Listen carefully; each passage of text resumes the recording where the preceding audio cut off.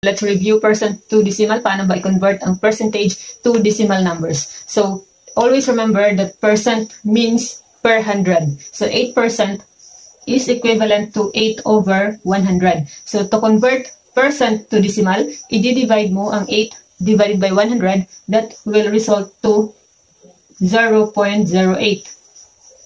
Pero, ang shortcut natin, para hindi na tayo mag-divide ng 100 sa percentage, shortcut natin, simply move the decimal point 2 places to the left. So, 2 places papuntang left. So, pinaka-importante, alam mo, nasaan ba ang decimal point bago mo ito i-move.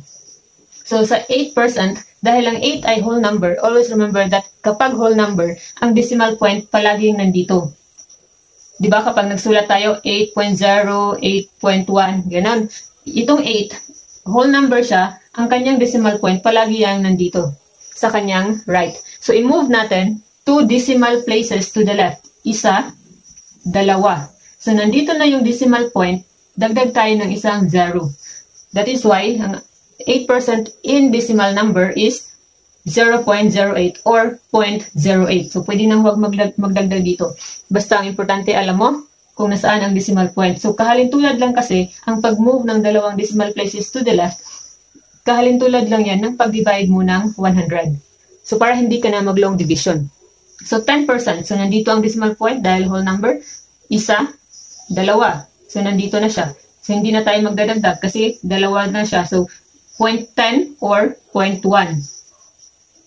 0.1 or 0.10. Pwedeng huwag mo nang ilagay yung 0 kasi wala na yung value.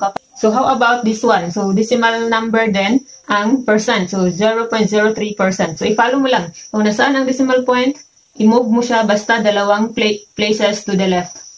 Tapos, dagdag ka ng 0. That is 0.0. Isa, dalawa, tatlo, tatlong 0, 3. Try to answer this one and comment down your answer.